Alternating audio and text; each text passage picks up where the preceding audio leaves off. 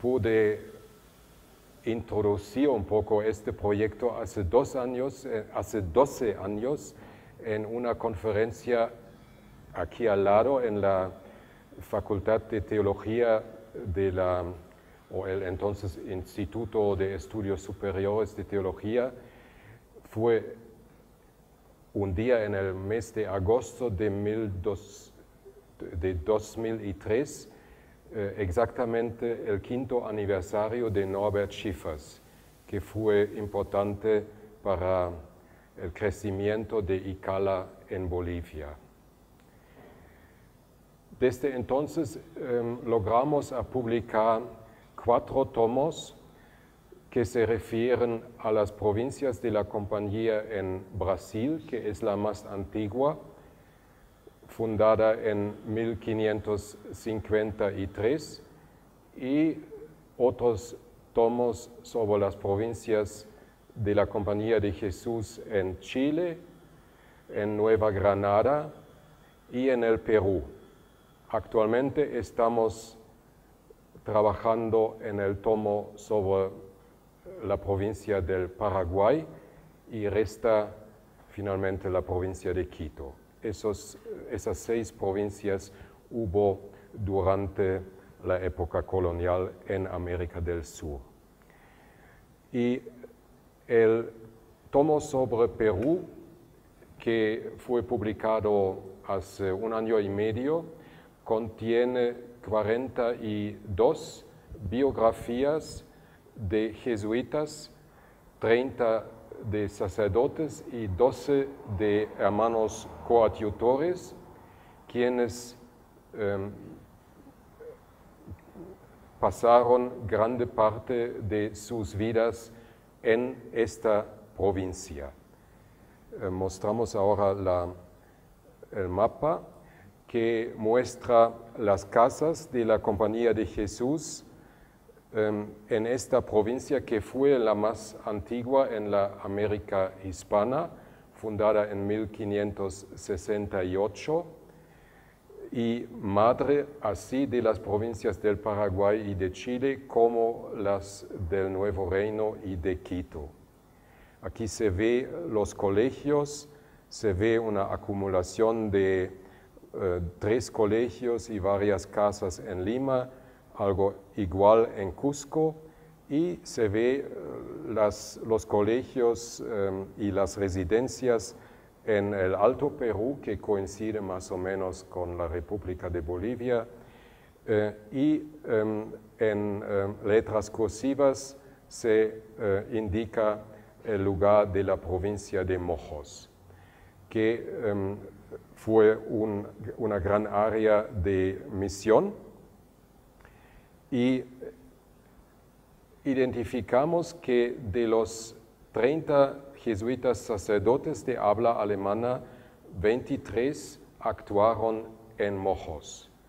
Unos pocos actuaron como profesores en Chuquisaca, Sucre o Lima, y algunos como en otras áreas de la pastoral, en otros colegios, pero es muy curioso que mucho más en lo que es hoy Bolivia pasaron su estadía y unos pocos, algunos sí, pero solamente unos pocos en Lima. Entre los hermanos coadjutores, los frailes, es diferente. Entre estos 12 personajes se encuentran solamente 4 que pasaron parte de su actitud en Mojos, sobre todo 2 ebanistas o artistas. Del hermano Adalbert Marterer todavía se encuentran obras en el Museo Diocesano de Santa Cruz. Mientras la mayoría de estas personas sirvieron como boticarios o administradores de las estancias de los grandes colegios, por ejemplo, en los alrededores de Lima.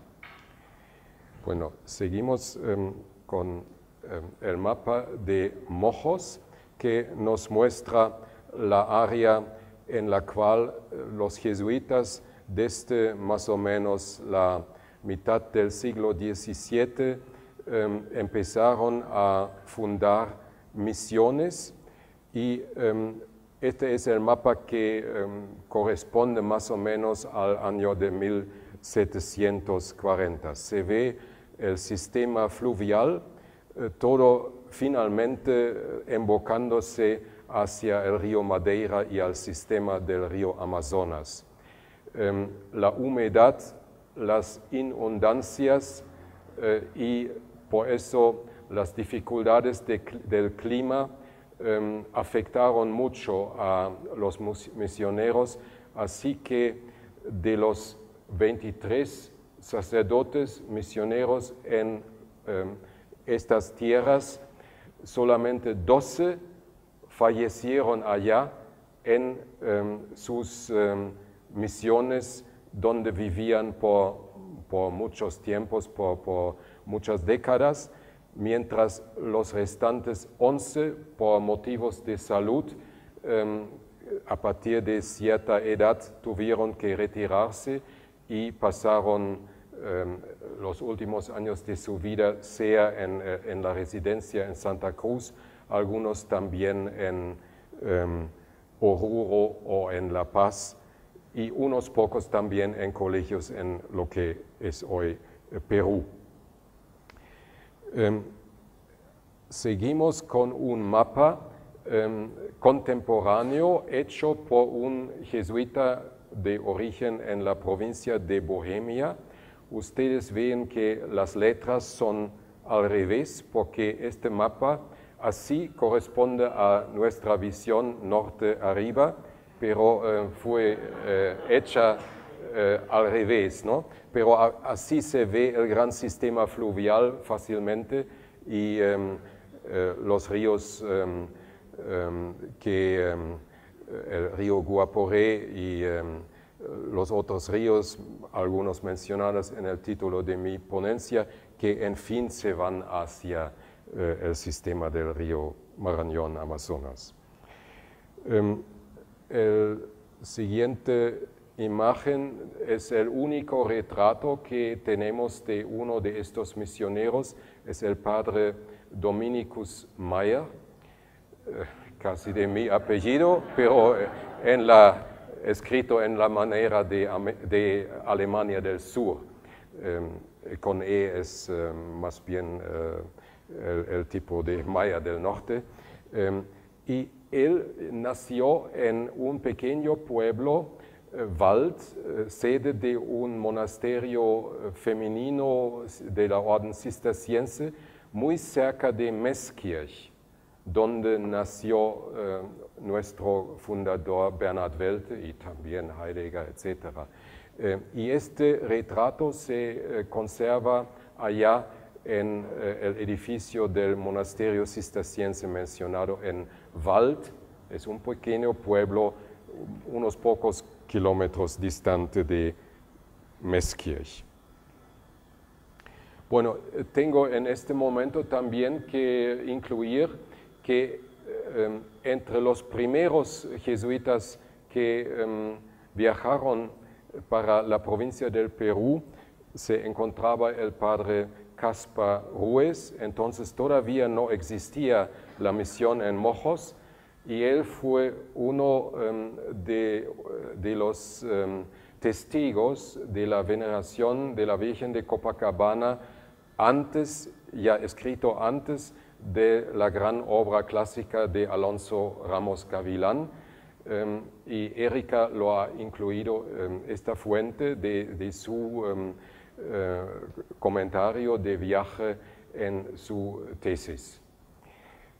Bueno, entonces seguimos ahora con el tema más concreto, que será la estadística de la provincia de Mojos, y aquí se ve que fueron en el año 1748 unos 33.000 habitantes, es decir, algo más que en la provincia de Chiquitos, que pertenecía a la región misional de Chiquitos, que pertenecía a la provincia del Paraguay, mientras Mojos pertenecía a la provincia del Perú.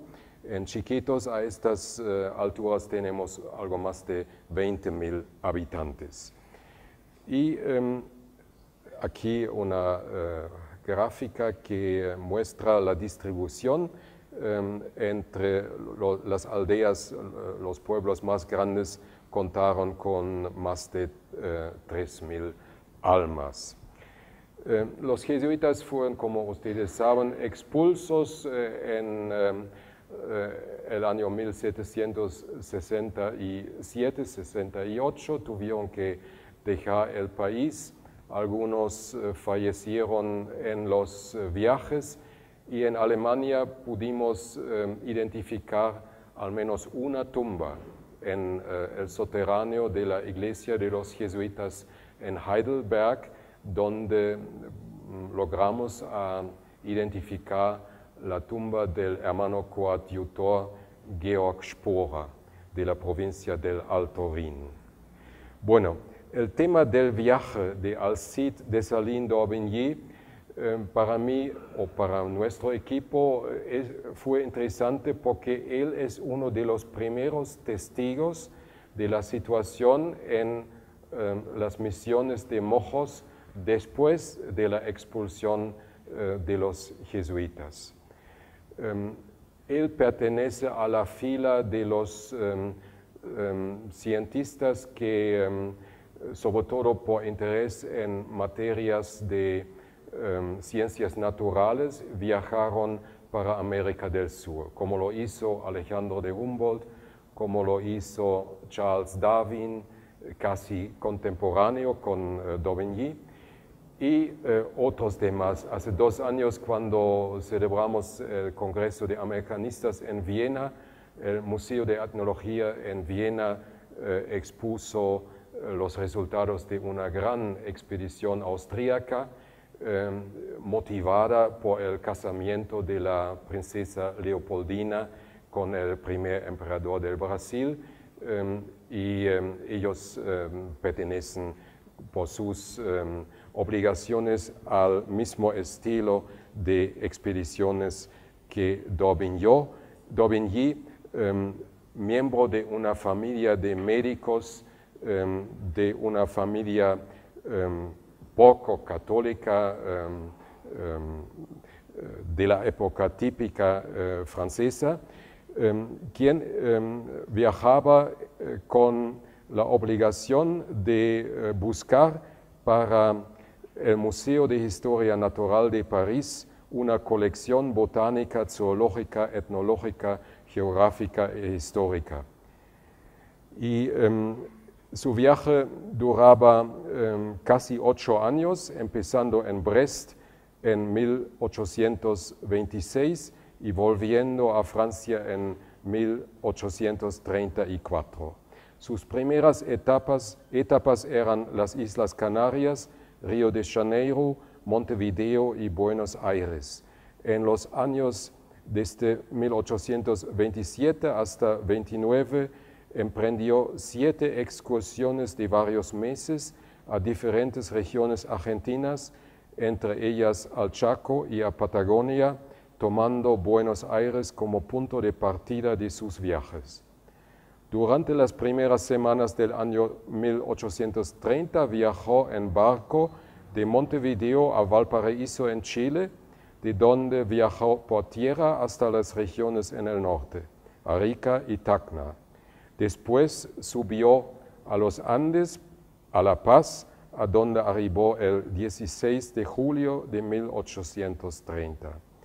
Y desde La Paz visitó las provincias Yungas. Desde Sica Sica y Ayopaya viajó a Cochabamba y finalmente a Santa Cruz de la Sierra. Santa Cruz era el punto de partida de sus viajes largos a las provincias de los Chiquitos y los Guarayos en el año de 1831. Y después, en los primeros meses de 1832, estuvo en la provincia de los Mojos. Pasando por la tierra de los Yuracarés, volvió desde allí a Cochabamba el 12 de junio del mismo año. Sus demás estaciones eran Chuquisaca, Potosí, Oruro y Tiahuanaco. Y en 1833 emprendió su viaje de vuelta desde La Paz por Lima, Callao y finalmente hacia Francia. Bueno, seguimos con, este es el viaje hecho dentro de la provincia de Mojos, entrando desde del otro lado, de Chiquitos, aquí a la derecha, ya. Aquí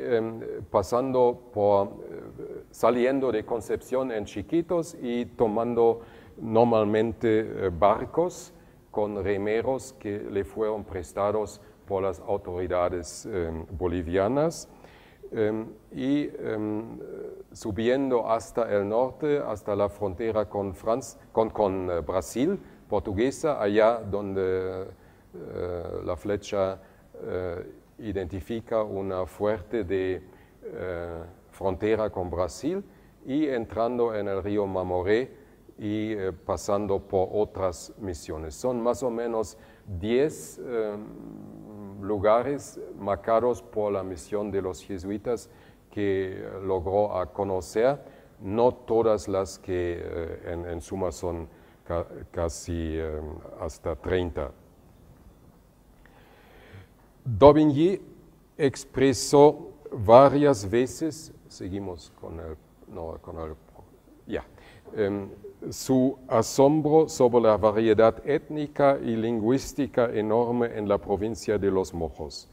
En la noche del 30 de marzo se dio cuenta del hecho de cuántas lenguas se hablaban en su grupo de viaje. Él mismo y uno de sus asistentes eran franceses. El gobierno boliviano había puesto a su disposición a 2 acompañantes jóvenes. Uno era proveniente de Santa Cruz y de lengua española, el otro proveniente de Cochabamba y de lengua quechua. A este grupo se había unido un aymara en La Paz. Al mismo tiempo le acompañaba un comerciante brasileño que hablaba portugués. Uno de los 3 indios que le seguían eran Chiquito, el segundo Cuchiquía y el tercero era Guarayo, que hablaba guaraní. Entre sus remeros había Baures. Esta etnia vivía en esta zona más hacia el norte, ¿no? Ya, Baures. Otro era Chapacura, otro Itonama. Los 4 indios que vigilaban la cabaña en la cual durmió aquella noche eran Cayuvavas. Uno de ellos era Pacaguara. Todos hablaban su propia lengua. Los idiomas más afines de ellos eran sin duda los idiomas europeos, mientras que los idiomas americanos tenían un vocabulario totalmente diferente. En Mojos había 12 y en Chiquitos 15 idiomas diferentes en una superficie de menos de 50.000 leguas cuadradas. Daubigny se pudo explicar esta variedad enorme de las lenguas solamente por el aislamiento de las etnias diferentes que no habían tenido ningún contacto durante muchísimo tiempo entre sí. Bueno, eso quizás es una pequeña contribución al tema general de este simposio, la pluralidad de las etnias en esta región y en lo que es hoy Bolivia. Después de Pascua, cuando en Trinidad presenció la entrega de los productos recolectados por los diferentes polígonos al gobernador, tuvo la oportunidad de comparar las etnias y las lenguas. ¿Qué diferencia tenían las naciones diferentes y sus lenguas diferentes? Cito, el robusto canichana de rasgos feroces contrastaba con el enjuto itomana, el más cobarde de la región. Los rasgos dulces y la grave apostura de los cayuvavas diferían de los mojos y de los baures tan bien alimentados. Él escuchó cómo hablaban diferentemente a los movimas de idioma duro, lleno de sonidos compuestos de consonantes, y a los baures de lenguaje dulce y armonioso. En el año del viaje de d'Orbigny, la expulsión de los jesuitas de las misiones de los mojos ya había sucedido 65 años antes. En vez de los jesuitas, actuaban desde entonces curas que eran acompañados por administradores civiles. Ellos estaban subordinados a los gobernadores españoles, primero, después autoridades nacionales, cuyo interés se centraba en la productividad de las misiones y en las contribuciones muy altas. Sin embargo, mientras tanto ya habían comenzado las guerras de independencia y en 1825 Bolivia ya había conseguido la independencia de España, no se daban más las contribuciones de las misiones a la corona española, sino a los colonizadores de Santa Cruz, con los cuales los curas y los administradores tenían una relación muy estrecha. Aunque intereses totalmente diferentes al tiempo de los jesuitas determinaban la vida en las misiones. d'Orbigny todavía encontró una continuidad fuerte con las condiciones anteriores.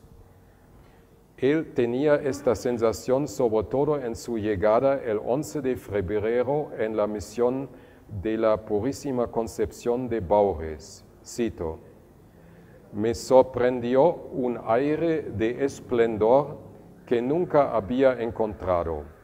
La extensión, la distribución de las casas y sobre todo la plaza en la que se elevaban una magnífica iglesia y un colegio, me dieron ocasión para admirar una vez más los trabajos extraordinarios de los jesuitas en esas regiones. El próximo día, domingo, presenció una misa festiva cantada en lengua italiana. Él admiró sobre todo la música instrumental. Un instrumento musical local le llamó la atención, que era similar a la zampoña, pero que se hacía de manera horizontal y no vertical. Este instrumento acompañaba también un baile que era bailado por los indios después de la misa en la plaza delante de la iglesia. El mismo instrumento acompañaba también una procesión que paraba un rato para hacer oraciones en las pequeñas capillas que estaban en las 4 esquinas de la plaza. Aunque los diferentes músicos solamente producían un número limitado de sonidos, en el acorde resultaba una armonía enorme. A causa del tiempo malo, d'Orbigny se quedó en Baures hasta finales de febrero. En el archivo de la misión encontró una gramática de la lengua de los Baures que un jesuita había escrito hacía mucho tiempo. Él estuvo presente cuando, como cada segundo domingo, las porciones preparadas de res estaban distribuidas a las casas diferentes. Las mujeres esperaban en un orden conocido solamente por ellas, completamente sin apiñamiento. En este procedimiento ordenado, d'Aubigny reconoció el acervo de los jesuitas. Además, escribió que toda Bolivia tenía en gran estima la tejeduría de algodón de los indios. Como productos de tejeduría mencionó, aquí en Baures, mantas y hamacas. Además, elogió la ebanistería, acuérdense de estos dos hermanos ebanistas que logramos identificar entre los jesuitas alemanes, que elaboraba armarios y cajas, hechas de madera de jacarandá con maquetería de nácar. Además de la artesanía, también florecía la agricultura.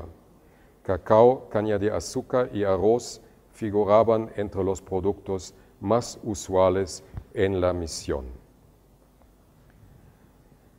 Bueno, voy a pasar a otro párrafo para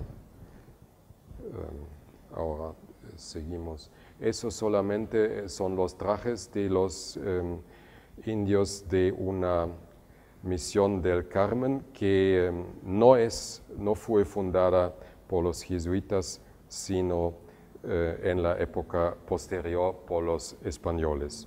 Seguimos ya. Poco antes del Domingo de Ramos, d'Aubigny pasó por las ruinas de la antigua misión de San Pedro. Eso es la misión de exaltación. No voy a comentar eso, pero dejamos eso como impresión. A partir del año de 1700, la misión de San Pedro había sido construida y ampliada como capital de las misiones de Mojos. En 1820 había sido trasladada 12 leguas más al interior del país, por un lado porque el río Mamoré se había acercado a la misión de forma alarmante, pero por otro lado porque había resultado una revolución en la que el cacique Maraza había sido asesinado por el gobernador. Esos hechos habían llevado al fuego del colegio y la destrucción de los archivos preciosos de la provincia. En una chábola de la nueva misión con carácter feo y pobrete, d'Aubigny vio residuos de la iglesia de la antigua misión, entre ellos el púlpito esculpido de manera maravillosa, completamente conservado, y un confesionario también maravilloso. En la iglesia fea de la nueva misión también descubrió, cito, varias estatuas de madera esculpidas en Italia por los mejores maestros del siglo pasado. Según su opinión, San Pedro había sido la iglesia más sobresaliente de todas en las misiones de Mojos y en 1767, 80 arrobas en plata habían sido inventariadas. El próximo día, d'Aubigny siguió su viaje a la misión de San Francisco. Ahora estamos en Semana Santa. Llegó allá el martes de la Semana Santa. Desde hacía algunos días padecía de fiebre y chucho, una consecuencia de las condiciones penosas del viaje por el agua o la tierra muchas veces inundada. Él sufría por el cambio entre el calor y la lluvia, por la plaga de mosquitos y parásitos. En San Francisco recibió una habitación en la Plaza Mayor, lo cual le facilitó presenciar los acontecimientos de los días siguientes. Desde el miércoles casi toda la población mantenía un ayuno estricto. El jueves santo el cura empezó con su prédica en la lengua de los mojos antes del atardecer. Luego la procesión salió de la iglesia. Allí ya había visto a los diferentes grupos de esculturas con las diferentes escenas de la historia de la pasión.